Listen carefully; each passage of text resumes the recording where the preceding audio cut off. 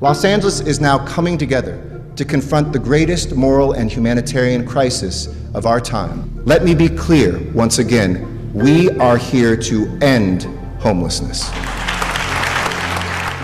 5 years after Los Angeles voters approved tax increases to raise $1.5 billion to address the region's homelessness problem, there are more people living and dying on the streets than ever before. Many of these men and women are both frequent targets and perpetrators of violence. The mayor, who did not respond to our interview request, has partially blamed this failure on the pandemic, which slowed new housing construction and limited shelter capacity. It's true that COVID caused a surge in homelessness, but the city's plan was already failing. In 2019, homelessness spiked 13% in LA County. This is happening way before the pandemic. Tents popping up, places that we didn't see it before. It's just getting worse and worse. Think about any city that has 70,000 displaced people on the streets. It's unprecedented, and it needs an emergency response. Everybody's looking for the next position of their career rather than focusing on the task at hand. The centerpiece of LA's plan was to spend the $1.2 billion building 10,000 supportive housing units over a decade. Even if the city were able to pull that off, it would merely put a dent in the problem. A new housing project opened in Los Angeles as one of the first under Measure HHH. We will see an opening of one of these about every 3 weeks this year. By my calculations, next year it might be every 2 weeks or less. 5 years into the 10-year plan, just 14 projects are in service. Of the promised 10,000 supportive housing units, the city has completed fewer than 700. It would take more than 30 years to house all of the people currently homeless in LA County at that pace, according to a federal court order. As the homeless population exploded, some shelter providers implored the mayor to spend more of the money on immediate shelter, mental health services, and substance abuse treatment. But Garcetti went all in on his ambitious 10-year plan. Los Angeles' approach to the homelessness crisis is a series of colossal failures. The city has proven itself to be incapable of solving homelessness, but it could take more modest steps of helping alleviate suffering and restore peace and safety to the streets. It could also bring an end to many long-standing policies that caused these men and women to end up homeless in the first place.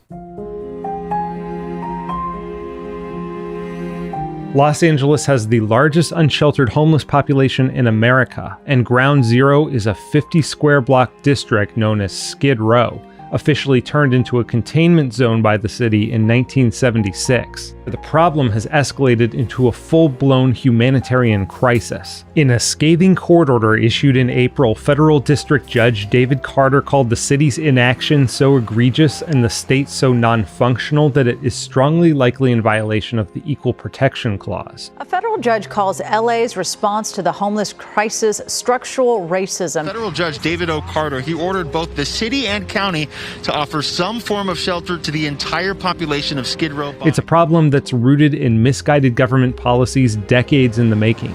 But Judge Carter's order places blame for the city's failure to address the immediate crisis squarely at the feet of Mayor Garcetti. The process of making good on the mayor's plan to build 10,000 units of supportive housing has been rife with cost overruns, delays, and possible corruption. We have local politicians who are in bed, who are being investigated by the feds.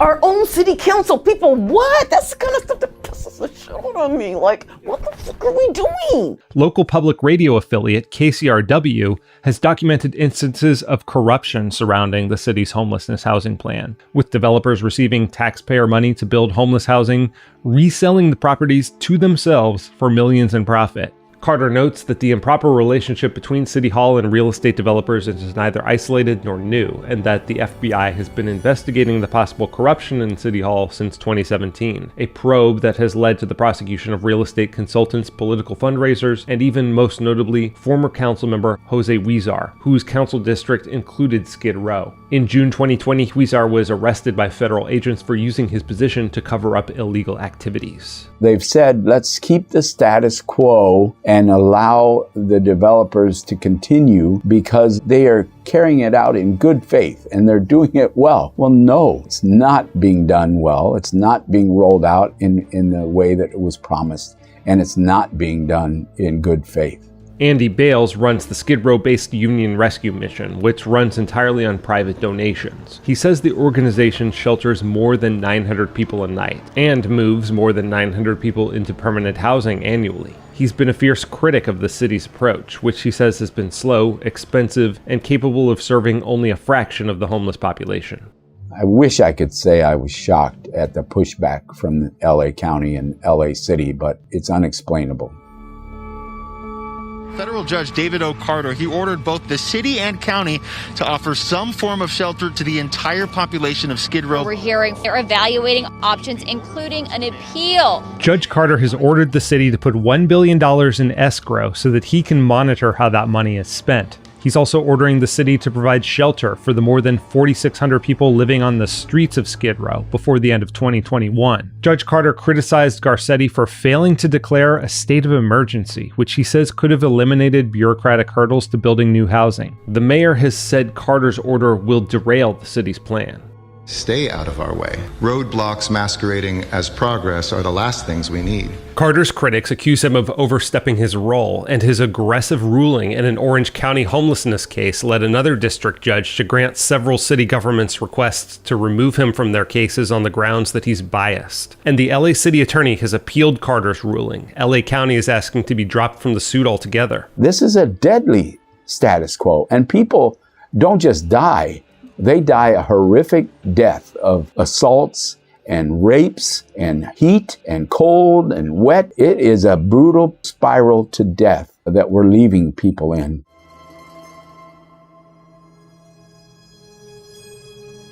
I'm a believer in the right to housing, but at the same time, you don't have a right to every park bench. The city has an obligation to protect its public right-of-ways. If someone is homeless, that is a tragedy, and we need to work on that and get them into some form of transitional housing.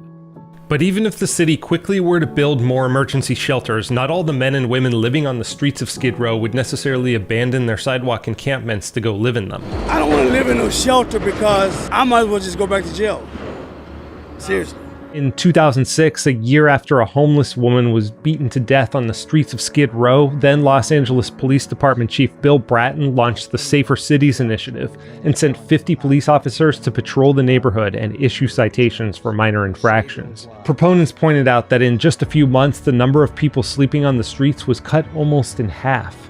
"We've broken the back of the problem," said Bratton. But homeless activists said that many of those people just dispersed to other parts of the city, and that the city was criminalizing homelessness. And the Garcetti administration ended the program in 2015 when an LAPD officer fatally shot a homeless man. I don't think the criminalization side is reasonable at all. Once we start incarcerating people for quality of life issues, then we've just increased our costs with the carceral system. We've re-traumatized people, and I don't think there's a moral reason to do that. The idea that this is criminalizing homelessness is an absolute red herring. It's a total myth that you can't both be compassionate and regulate public spaces at the same time. Elizabeth Mitchell is an attorney representing the LA Alliance for Human Rights, the group of downtown business owners, residents, and homeless people who sued Los Angeles. She points out that when Judge Carter issued an order in Orange County allowing city governments to clear encampments, they did so without arrests by sending social workers to offer shelter and mental health and drug and treatment services, and informed those living there that they had 2 weeks to move their belongings from the area. If you look at this approach that we are advocating for, we have sheltered over 4,000 people without a single citation or arrest. So I don't see how that could possibly be criminalization. Everybody agrees that law enforcement should be an absolute last resort, but regulation of public spaces needs to occur again for everyone. There's a danger that law enforcement could take a more aggressive approach if the city fails to act. LA County Sheriff Alex Villanueva sent a team of deputies out to Venice Beach in mid-June without consulting the city council, and vowed to start clearing encampments in the coming weeks with or without city approval. Several weeks later, the Los Angeles City Council on July 2nd approved new prohibitions on camping near shelters, parks, elementary schools, and entrances to homes and businesses. Literally, the only goal is to get people sheltered and off of the street as fast as possible throughout Los Angeles. What we can't accept is people dying on the streets while the city bureaucracies churn out overpriced housing that helps too few. The suit also argues that the damage done to downtown residents and entrepreneurs by the city's incompetence constitutes a taking of property. Daisy Suarez, the proprietor of Day Soir Day Spa in downtown LA, agrees. We have customers that refuse to come inside because they just completely don't feel safe. We have customers writing very negative Yelp review saying like, you just got to be careful. The massage was amazing, but I won't recommend you go in there because it's dangerous. So when we have customers calling us and saying, hey, I don't feel safe, I'm going to cancel my appointment, it's just so hard. Suarez is named in the suit, as is her brother Leandro, a Navy veteran in a wheelchair who has often been unable to navigate around encampments blocking sidewalks. He had a lot of encounters with people that were aggressive. People wouldn't move. People wouldn't give him the path, obviously tense. And many times we had to go and rescue him. A person took out a stick on him and threatened to hit him. She also says her 2 young children witnessed an attack on her husband walking around the area, causing her to move the family 30 minutes outside of the city. With the kids in the stroller, somebody came randomly, hit him from the back. He's on the floor. The kids are screaming, knocked him down unprovoked. And after that, I was like, I gotta get my kids to a safer place. This is not the environment that I want my kids to grow. Between 2018 and 2019, violent crimes perpetrated by homeless suspects increased 22.5%, with a 48% increase in Skid Row and downtown LA. Violent crimes against homeless people increased 19% citywide in the same period. I've seen people get beat up, run over, tents being burned on purpose. I just can't believe what I see. It's just unfathomable. It's really difficult to watch. Harry Tajjian is co-owner of an upholstery supply business in Skid Row, where he says he's seen conditions deteriorate on the block outside his building. After mid-2016, it changed where the tents did not move. The tents started getting bigger and bigger. Their content started flowing from one side of the sidewalk to the other, and now well into the streets. We have vendors that fly in from all over the world. They just can't believe what they see. When they come to Los Angeles, they're eager to see the best city in the world, and they see this. They're just blown away. And I've never heard once a customer walk in and say, yeah, this time it got better.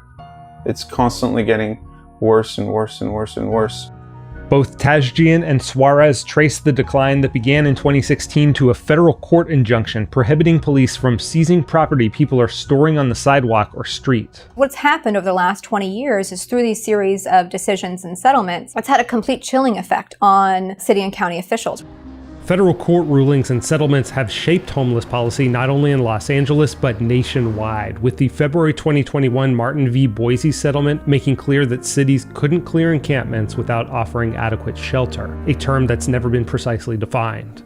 So the question was by the Alliance, is there a way that we can use the courts to do the opposite, to unhandcuff the city of Los Angeles, to unhandcuff the county of Los Angeles and the officials to really do what they say they want to do, which is solve this comprehensively. Mitchell says Judge Carter's order gives the city an opportunity to bypass this morass of settlements and begin to move people off the sidewalks and into temporary shelter. But instead of embracing that opportunity, Garcetti has appealed the decision. The mayor is just kind of gaslighting us in a way. I have no respect for the mayor, Garcetti. I absolutely think that he is the disgrace. The misusage of funds from HHH is just unbelievable, ridiculous. Our city, our county, LA Times have all pushed back and fought the judge and made disingenuous claims that we can't put a roof over everybody's heads in 3 months. Well, I can guarantee you if you appeal and take it to the Ninth Circuit Court and to the Supreme Court, you can't get it done if you're appealing. In Judge Carter's report, he also criticized Mayor Garcetti for his failure to spend a significant portion of the $1.2 billion that the city has borrowed on constructing temporary shelters, like these sprung structures, tiny houses, or even 3D printed homes. The Garcetti administration claims to have moved more than 30,000 people into permanent housing using existing housing stock, but the growth of LA's unsheltered homeless population is far outpacing new housing construction. It was working with Judge Carter and hearing a lot about these tiny homes. We started doing some research on them, and they seemed like a good option to add to the mix. Bob Blumenfield is a city council member whose district in the San Fernando Valley has a relatively small homeless population compared to the rest of LA. After consulting with Judge Carter, he was able to secure funding to build 52 tiny homes with 100 beds in the parking lot behind his office, administered by a nonprofit that will provide meals, amenities like laundry, internet access, storage, drug and mental health counseling, and 24/7 security. Temporary shelter is costly, but far cheaper and quicker to construct than permanent supportive housing, which is averaging about $550,000 per unit in LA. The total cost of this cabin community was $3.1 million or $31,000 per bed. The perfect is often the enemy of the good. Yes, it would be wonderful to put everybody into permanent supportive housing. That's the goal. But when you look at the numbers, that is not going to happen. We can't tell people that until we have all the permanent supportive housing, that it's okay to die on the streets or to live on the streets in horrible, horrible conditions. Blumenfield's cabin community model is based on a similar idea launched in Riverside County last year at about a third of the construction cost per bed. The ability to have sort of a door to shut, four walls that surround you, being in your own space, I think that was important to people because your mind can finally rest. Tyler Atonin is the program manager with CityNet, the nonprofit the city contracted with to run the site, which sits adjacent to a parking lot less than 2 miles from downtown Riverside. Since launching in March 2020, the site with 30 units has served 160 people, moving 43 into permanent housing. You don't know what's going to happen on the street. Coming in here, had my own place, which was a lot bigger than my tent. Lisa Kerr was living on the streets in a tent for 2 years before CityNet offered her a pallet shelter and eventually found her an apartment. She says the privacy and security offered was enough to bring her off the street when offer of a group living shelter wouldn't. There is no comparison whatsoever. This place is like living in one-bedroom mansion or something as opposed to the shelter. I'd take my chances on the street before I'd go back to the shelter. We saw that over 80% indicated that if they had an opportunity to have their own space, they would accept shelter, whether it might be for mental health purposes or just really wanting that own personal space. We found that our population was more open, and we're really excited to report that it has been a success. Hafsa Keika is Riverside's Homeless Solutions Officer and says that while she believes more permanent supportive housing is what will ultimately end homelessness, that transitional options like pallet shelters actually help achieve that goal. It's not one size fits all. Some of the individuals who maybe struggled with getting into permanent housing were able to find this as a pathway, filling out paperwork, document ready, ID, all of those things some individuals struggle with. And so by having the shelter and the shelter case management, they're able to get ready for that step. There are even lower cost options used in other cities, like 3D printed homes in Austin and Mexico City, produced by a startup for $4,000 in 24 hours. And in 2016, Reason profiled a local artist constructing tiny homes for the homeless for only $1,200 a piece. Instead of partnering with him and offering land for the homes, the city seized and impounded them. The more than $1 billion that the city has borrowed could be used to build shelters like this, but the city government has failed to allocate much of the money to fast temporary solutions. But other homeless service providers and activists and the editorial board of the LA Times have expressed concern that Judge Carter's order will derail the plan to put homeless people into permanent housing by prioritizing substandard temporary shelters. Amy Turk points out that while temporary sites are cheap to build, they can be expensive to run, with one parking lot campground the city administers costing more than $2,600 a month per person. You can't just set up a shelter without knowing how you're going to get people into permanent housing, because then people will just stay in your interim shelter for a very long time. It is more costly to run a shelter with 24-hour staffing and security. You cannot look at a place like Skid Row and think like, oh, we don't need an immediate response. But we can't, at the expense of perhaps clawing back money that we've designated for permanent housing or not having enough for the permanent housing side. Turk is CEO of the Downtown Women's Center, another Skid Row service provider that helps homeless women find food, services, and housing. Turk's group has backed the Housing First approach championed by the city and owns 2 buildings offering permanent supportive housing in Skid Row. They found housing for 79 women and 124 children in 2019, according to their annual report. Turk says the goal should be to move people experiencing homelessness into permanent supportive housing, as Downtown Women's Center helped Suzette Shaw accomplish. People living in Skid Row are living in less than third world living conditions. You're always in a state of survivor mode, whoever you are and wherever you came from. A homeless rights activist, Shaw has lived on Skid Row for more than 8 years, though she never slept on the streets, instead living in single-occupancy hotel rooms and shelters. And then the Downtown Women's Center helped her find a permanent place in this building. Having my own home now and the space that I can create and make that of my own home and slowly working to a sense of normalcy. I close that door and it's my sanctuary, you know what I'm saying? But while Shaw is a notable success story, LA's homeless population continues to grow year over year, and 3/4 of the city's homeless remain without shelter. But we should not leave this deadly status quo. All of the housing that we could possibly do would be the correct response. A high percentage of LA's homeless population has mental illness and substance abuse problems, and LA County has concluded it has fewer than half the available mental health beds necessary to serve its population. The judge's order directs the city and county to spend more of the funds to expand mental health and substance abuse services within 90 days. Their substance abuse and mental health services are atrocious. So by requiring the county to actually treat people who need treatment, I mean, it's life-changing. But there's also a significant percentage of people who aren't severely mentally ill or addicted to drugs at the time they become homeless. They might be living at the margin, pushed out of housing by a combination of high rents and inability to navigate the housing assistance bureaucracy. The city exacerbated this problem on Skid Row in the 1950s and 1960s by condemning and demolishing over the course of a decade half of the existing single-occupancy hotels that housed many of the neighborhood's extremely low-income residents. UCLA economist William Yu is the latest researcher to find a strong correlation between high housing prices and homelessness in a survey of American cities. California is home to some of the least affordable urban housing markets in the country, including the LA metro area, according to the US Census Department's American Community Survey.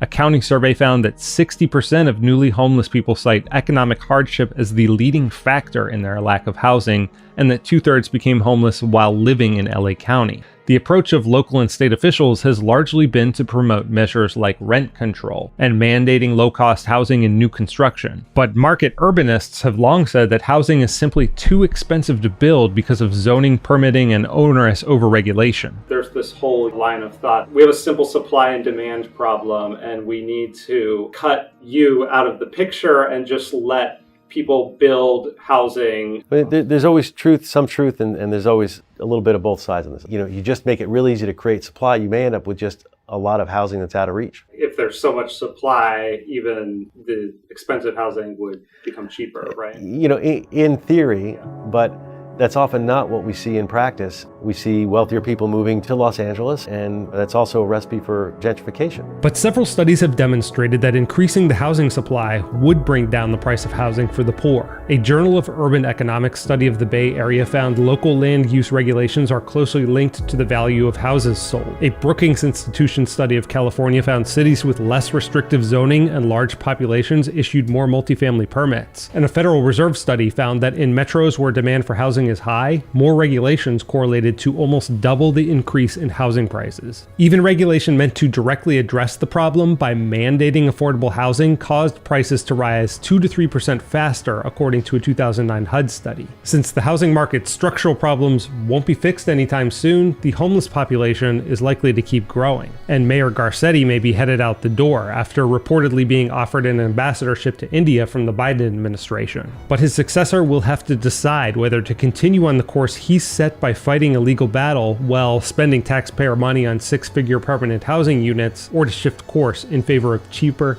faster emergency shelter to more immediately address the deteriorating conditions in the city's public spaces. Los Angeles appears to be incapable of delivering adequate housing on its current path, which is why Judge Carter ordered the city to offer some form of shelter for everyone on Skid Row by October. The Ninth Circuit overrode that order on June 10th, pending an appeal to be heard on July 7th. How could anybody be blind to the suffering? Really, it's all a matter of when people don't have a roof over their heads, it becomes very survival of the fittest, It's beyond a disaster, and yet the officials seem to be allowing it to get worse rather than intervening.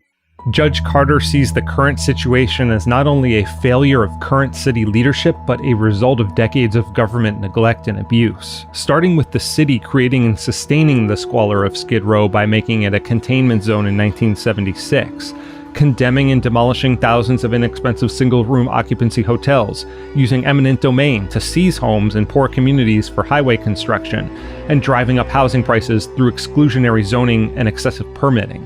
All policies that he says were designed to segregate and disenfranchise, the costs of which have fallen disproportionately on Black Americans, who make up 42% of the homeless population, despite being only 7% of the city's population. You're talking about 400 years of racism that has contributed to homelessness. So how do we undo that overnight is the big moral question of our time. At the heart of this is really the systemic failures that are embedded within our system that have allowed redlining and the displacement for Suzette Shaw and others to no longer exist in their former communities and have to come to a place called Skid Row because they had no other place to go. I feel that it's wrong to criminalize homeless. Yes, absolutely. But my staff deserve to feel safe. My clients deserve to feel safe. It's not about criminalizing them. It's about helping them. The judge's initial order was very fair, especially towards the homeless population who need that funding. It's just not fair for the city to take their time and do their process where it hasn't worked in the last 10 years. The mayor's been in office for 8 years and there's never been a decline in the homeless population. How can you say a judge is slowing me down when we've developed 641 very expensive, slow to develop units while 5,700 Angelenos have died on our streets? The county and the city appealing the judge's order to immediately put a roof over everybody on Skid Row. Add that to the record of corralling and containment, because all that the city and county are doing is building the case against themselves for not wanting to address homelessness on Skid Row.